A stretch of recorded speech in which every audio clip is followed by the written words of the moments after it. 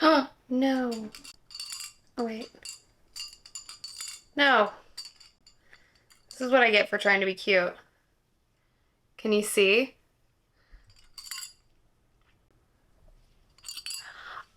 Okay. It's my birthday! Hey, it's me.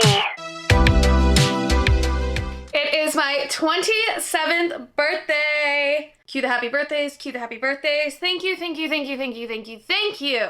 Now, in my last video, I did tell you guys that I had a very special surprise for you on my birthday, which is, I'm here, right? A second video this week for until further notice. Oh, my cats are going crazy. For until further notice, I will be doing 2 videos a week. Yes, so for my birthday, I wanted to gift you guys with more of me. No, I really just I feel like posting once a week, I don't have the time to connect or grow in a way that I would like to. And so I'm really wanting to put in 2 videos a week, just so I feel like I'm really I don't know, connecting with you guys more, touching base more, as opposed to just a week feels too long. And it was this month last year, I think right around my birthday, that I first started posting on YouTube. So it's also around my year anniversary. So might as well kick it up a notch. I did do 2 videos a week during October, and I did have some of you guys that really liked it. So I'm gonna bring it back. That's the big announcement. But for today's video, and I think a great way to kick this off, is 27 things that I've learned the last 27 years. I've always wanted to do a video like this. This is being uploaded on my birthday, but it's actually the night before my birthday. My husband is out of the house doing things that I'm not allowed to know about yet. So I'm just in a great mood. I'm really excited for this birthday. But I did spend this morning it's my last day of being 26. So I spent this morning and I journaled and really contemplated what are probably the top 27 lessons from my life that I feel like really stick with me. And surprisingly, it was pretty easy to compile a list. I have it in my mushroom journal in our mushroom room. I'm going to try to make it as, to the point as possible. I realized 27 is a lot. And I don't need this video to be a million hours long unless you guys want it to be. So some I might elaborate more on. Some might just be, here's the phrase, here's what it is, take it as you need it. 27 things that I've learned in the 27 things I've learned in the last 27 years of my life. Let's get into it. This list is slightly emotional. Okay. So my first lesson is humanity and friendships. This has been a very recent lesson, and I do want to kind of unpack this one.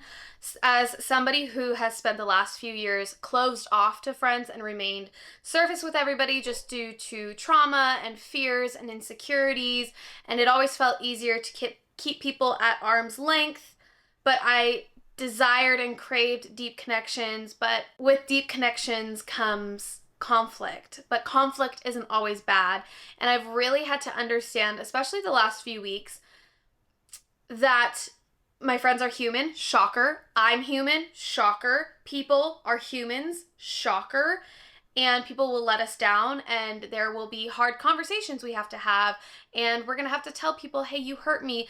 And somebody's humanity does not make it a sign that I should cut them off. I think even in this day and age, we have a lot of protect my peace, protect my energy, which is very important, but I think that has also become a coping mechanism to not letting people in, to not dealing with conflict, where the hard conversations have to happen. And sometimes they have to happen multiple times. There comes a point where, yes, you might have to cut somebody off to protect your peace and your space. Sometimes you have to realize you actually might be the problem in this situation. We'll unpack that one a little bit later.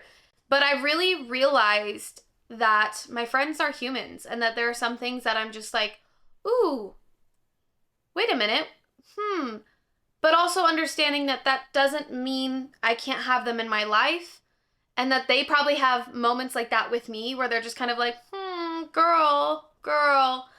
And I have to allow that, especially wanting vulnerable friendships with these girls in my life, from long distance friends to friends I have here currently. I'm going to have tough conversations. They're going to hurt me. I'm going to hurt them. Not on purpose, but it's going to happen. And friendship takes work and intentionality. And that's a goal I've been trying to do, is just be better at being intentional with my friends. And I think I've held off on my intentionality with my friends because I've been terrified to be vulnerable. I've been terrified of the potential of hard conversations or even awkward conversations. I've been terrified of them seeing me as human, and I've been terrified of seeing them as human. But I had a good conversation with one of my friends a few weeks ago where she even said, we were having a hard conversation. And she even said, like, I've learned that if we never have conversations like this, we're only surface friends. That only true, real friends have moments of, hey, you hurt me, or hey, I didn't really like this, or whatever, which does make sense because that's how it is in my marriage. I've had to have that happen in my marriage. Obviously, it's going to happen in relationships all around. I could spend a whole video talking on that point alone, but I'm going to move on. Which was a good segue talking about my husband, because I have learned that, number 2, the partner you choose plays a huge impact in the trajectory of you and your life. I will quickly explain that. I am who I am simply because of my husband, not because of what he has forced me to be, but because of the safe space he has created that has allowed me to blossom and search and find and be new versions of myself and find old versions of myself and reignite them. And all he has ever done is encourage. He's pointed out areas I can grow. He has told me, you are this person, be loud about yourself, be proud about yourself. He is the one that has encouraged me, chase your dream, don't give up, show more of yourself authentically online. And we're taking this path with his career because he's pursuing the medical field. And that's changed my whole life. I am on track with him and his schooling. And that's a big thing. And so it is very important the partner you choose, that the path they want to take does align with the path that you want to take. For me, I have always wanted to essentially be my own boss in whatever way, shape, or form. And I knew that I could pack up and go when he needs to go, because medical school and residency, we're going to move a lot. And I'm somebody that is so comfortable with moving. I have moved so many times, and that aligned very well with this very strict path that he has to take. But in between all of it, he has not dimmed my sparkle or my light. He has only encouraged it and asked and pushed me to shine brighter. And it's just, I could talk about that forever. But the partner you choose, think very deeply and hard about it, because it will change so much, either in a good way or a bad way. 3, the final part of healing is not forgiveness, but it is letting go. Sometimes I don't think we need to forgive, but I do think in every part of healing we should end up at a place of letting go. Sometimes I think part of letting go will be your forgiveness. And forgiveness also doesn't always mean friendship. Forgiveness doesn't always mean you let these people back in. But I also believe that not everybody deserves forgiveness. But I do believe there comes a time in your life where whatever the hurt or the instance was, you should let it go. And that is a huge sign of healing, that okay, yes, this happened to me, but I'm not going to. I talked about it on my TikTok, and I kind of gave the metaphor of holding on to things is like taking the knife that they stabbed you with and pulling it out and holding it tightly by the blade and being confused why you're still bleeding, because you're showing everybody you don't want anybody to forget what was done to you, because maybe there hasn't been justice or karma or whatever. And so you don't want everybody to forget, because you need to make it alive for you. And I get that, and that is a very valid thing, but you can't be confused on why you're still bleeding. They're not doing anything. They've forgotten about it. They might not even realize that they put the knife inside of you. And the best thing you can do for yourself is just let go of the knife and let the new scar and the old scar heal. Number 4, sometimes the cure for depression and anxiety and this mental health that you're in is by changing or leaving your environment entirely. I moved cities. I quit job, moved cities, and it's taken a few years because healing is a part of that process.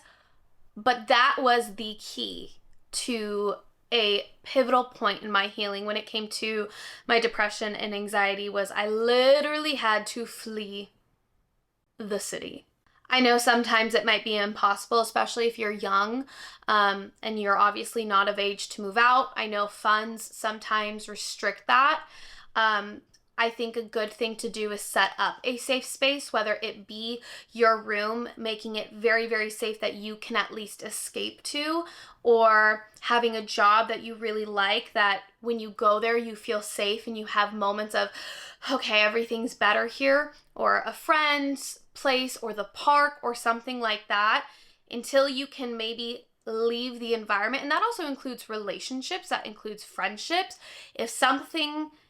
If you can realize that this is probably causing all this turmoil in me, leaving a friendship, relationship, environment, work environment, home environment, city, state can really help. This doesn't mean run from your problems.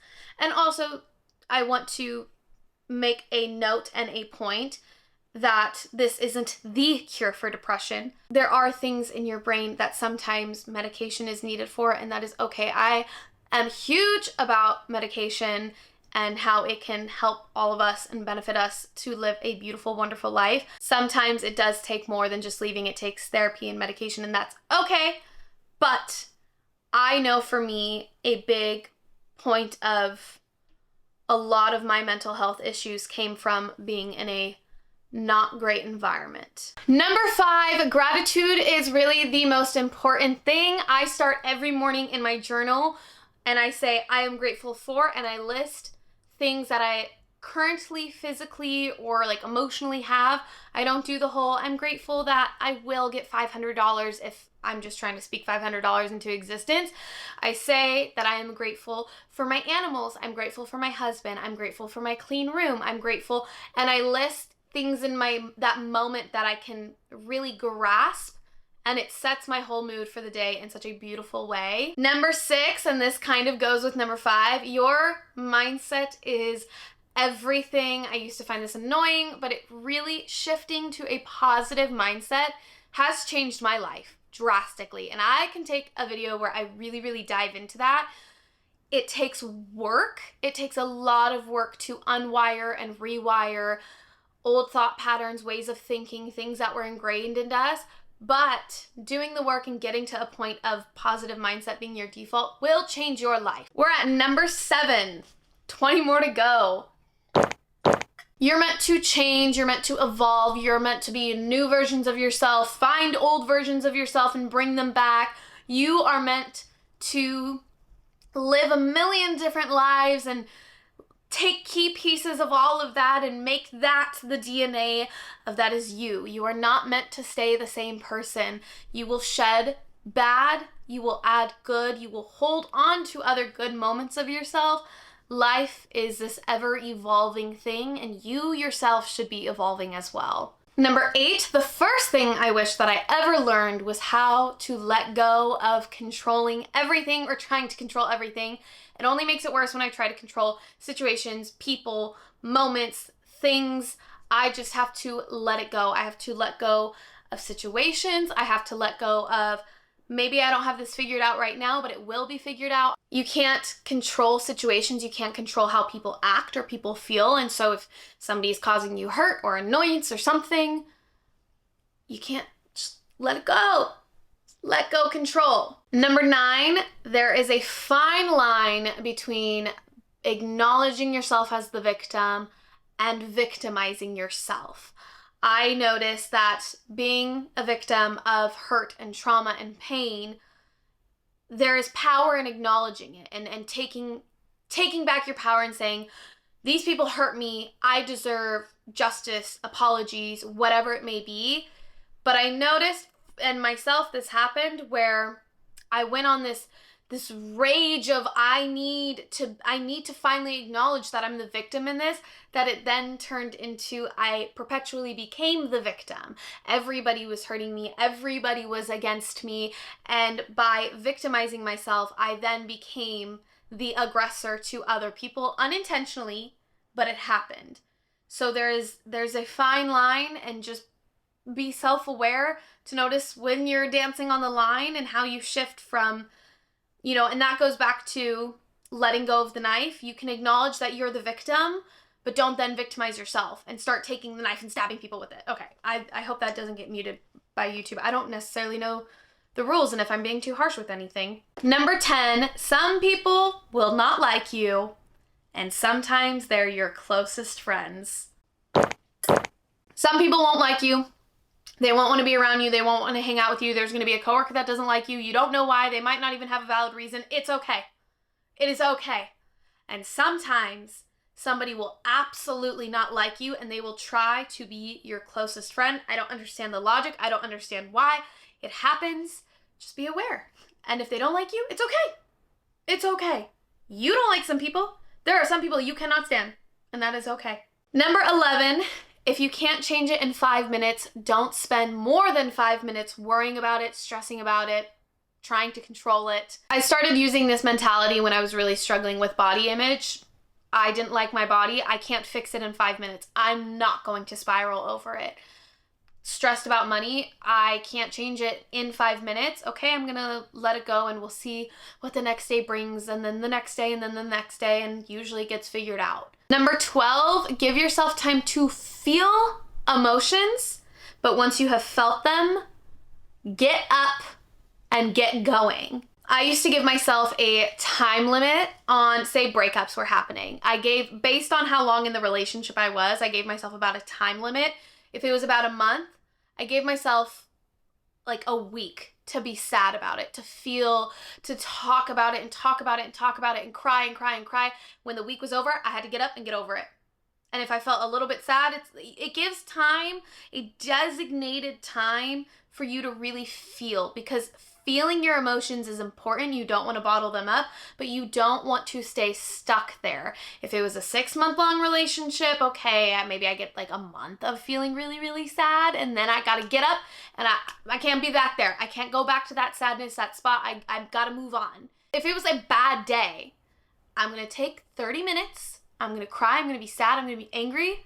30 minutes is up. All right, I got to enjoy the rest of my day now. Number 13, other people's insecurities are not your responsibility. Don't make yourself small to make somebody else feel comfortable. If you have achieved something great in your life and you know somebody else who wants it but doesn't have it yet, say a relationship. Say you finally find this happy, beautiful relationship and your friend is still single and sad about it. Do not feel like you have to hide these good things that you want to share just so they're comfortable. A true friend will love you out loud through it and deal with the triggers it may bring up in their own time. Now, obviously, don't rub it in their face, but you deserve to be celebrated, and you'll celebrate them when they achieve something that you may not achieve yet. Don't feel like you have to hide good news just so that somebody else is comfortable. My husband just texted me that he wants to celebrate my birthday tonight because he's really excited for all the things he already got me.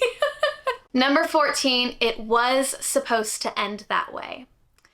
I had a moment where I was really contemplating how things ended, jobs, relationships, friendships, and I was really hurt and really angry.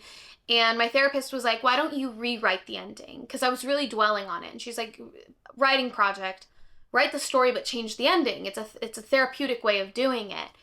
And as I was writing, I got to the conclusion, which I'm sure she knew I'd get to, where I was like, this was how it was supposed to end. I can't explain it. Obviously, it led me to where I am.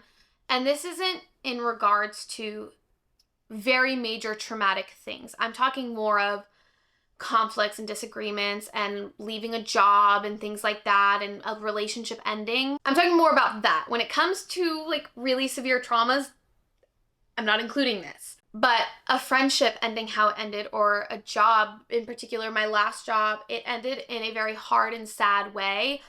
But had it not ended that way, I would have never left that job and stepped into what I really needed to. If a friendship didn't end the way it had, I would still be in a friendship that doesn't serve me and only hurts me.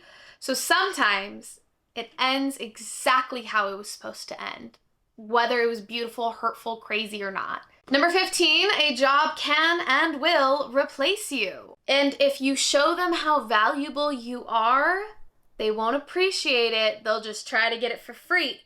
I spent a lot of time at my last job working harder than the last person just so I could prove my worth and why I need to move up. And all that did is that gave them the baseline for what they expected of me without feeling like I deserved more. And when I underperformed and went to the baseline that everybody else did, it looked like I was retaliating because, well, we know you can do this. We know you want to do this. My bare minimum was different than everybody else's bare minimum, but I wasn't getting compensated, paid, or acknowledged for it. So just remember that. What do people say? Work your wage, work your wage. Number 16, your identity is you. It is not your job. It is not your hobby. It is not your partner. It is not your friends. It is not the home you live in, the city you live in. Your identity is you, your character. Yeah, the things you enjoy, how you act, how you laugh, how you smile, what's your favorite color. Your identity is all these little pieces that make up you. Do not tie it to one thing, especially something that is fleeting, like a relationship, a job, a moment, something. Ah, my crown. What are we on? Oh, number 17. We've got 10 more, guys. We're getting there. We're getting there. Number 17, love your people now. Love your people now. If you feel like you have to text your friend, call your friend, do it. A job can wait, a meeting can wait, a busy schedule can wait. Take the time off, take the PTO to hang out with family, take the holiday, spend Christmas with the people you love. This really was a big lesson in my life this past year. Whew. The tears started at number 17. I didn't think we'd get this far. This past year, give me a second. One of my best friends, Cass, there was a week that I really felt I needed to call her. And every day I was like, I need to call her, I need to call her. But I was so consumed with work, and I was like, well, I want to call her, and I know we get in long conversations, so I'll call her tomorrow. And then tomorrow came, and then I was like, oh, I'll call her tomorrow, I'll call her tomorrow. And Mother's Day came, and I texted her for Mother's Day, because she's a mom, and I didn't hear back. And then I woke up Monday morning to a phone call from another friend, and I immediately knew something was wrong. And in that time, Cass had had a heart attack. She is okay. She ended up needing a heart transplant. But I didn't know if that would have been my last conversation with her. I didn't know if that was my chance to talk to her. And I visited her in that hospital room where she was not awake, and I wondered, was that my time and did I miss it? And thankfully she's okay and I have so much more time with her. I didn't need to work that week. I didn't need to work as hard as I was working. I needed to call her. I needed to talk to her. I didn't get to talk to her for months. For months. I didn't get to see her for months. Love your people now. Everything else can wait. Woo! Number 18, love out loud. Who cares if you look dumb? Who cares if you end up regretting it? Love your friends out loud. Love your partner out loud. If they end up breaking up with you, all right, you loved authentically. You loved the way that you love. Your friend, the friendship doesn't work out and you feel like, oh, but I publicly posted these friends and I loved them so much and now we're not friends anymore. Who cares? Love out loud and love now. Number 19, trust your gut always. You always tend to know what's right when it comes to a path you should take. When it comes to maybe you're in an environment and you don't feel entirely safe, it is better to leave and nothing have had happened than to stay and something have had happened. Trust your gut. Number 20, learn to relax. A day rotting away can do more for your mental health and your body than weeks worth of nonstop work. You might make $10 more on your paycheck, but you're suffering on the inside. A day of binge watching your favorite Netflix show will really do the soul good. Number 21, people are actually watching, and that's okay. At the gym, I watch people. But here's the thing, I'm actually admiring people. I'm trying to learn from people. I'm trying to see, how do you use that machine? Okay, that's how they did it? Great, now I'm not gonna look stupid when I go on it because somebody else might be watching me. Yeah, some people might be watching and making fun and being haters, but more times than not, people are watching in admiration. Who cares if people are watching? We live in the digital age where everybody is recording everything. You're being watched, and it's okay. Number 22, somebody's poor treatment of you has more to do with them than it has to do with you. If you're being rude to somebody and they're rude back, okay, like let's use some common sense. But if somebody wrongs you and you're not sure why or for what reason, if somebody just for no reason treats you poorly, has a lot more to do with them than it has to do with you. We're getting to the end, guys. Number 23. We're almost there. We're almost there. We're almost there. Number 23, chase your dreams. It is better to feel like an idiot chasing your dreams than it is to feel regret and wondering what could have been. Number 24, your body will change constantly. This is something I'm still learning. It is better to appreciate and make space for the weight fluctuations, the changes, the acne, the whatever it may be, and you will love yourself more in the long run than investing all this energy and trying to change and fit and form into maybe something your body's not meant to be into. Number 25, actions will always speak louder than words. Watch, don't just listen. In relationships, I don't care if he tells you he loves you every single day, but if he's not calling you, texting you, responding to you, spending time with you, doing your love language, being intentional with you, if you don't feel it, it does not matter what you hear. If a job says, don't worry, you're gonna get the promotion, but they're not promoting you, actions will always speak louder than words. Don't tell me, show me. I need to beat that in some of your guys' head. Number 26, if you say it, mean it. Honor your word, show up. This is a big theme on TikTok where people are like, nobody showed up to my birthday dinner. If you say you're gonna show up, unless there is like an actual emergency, show up. Don't say, yeah, I'll see. If you don't really feel it, just tell them, be like, hey, I don't know if I'm feeling that night. Maybe next time. Birthday dinners, God, show up, guys. If you don't like them, stop being their friend. Don't give them this false hope for like birthday dinners. Number 27, the final one, and I wanted to land on a really high and good note. Number 27. Ooh, I'm crying about this one too. Number 27. One day you will wake up and everything will be okay. And you'll look around and you'll look at your life and you'll think, yep, we made it. We did it.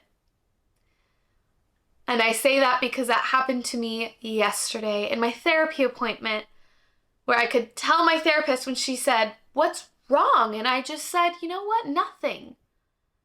For the first time in 27 years, I'm happy.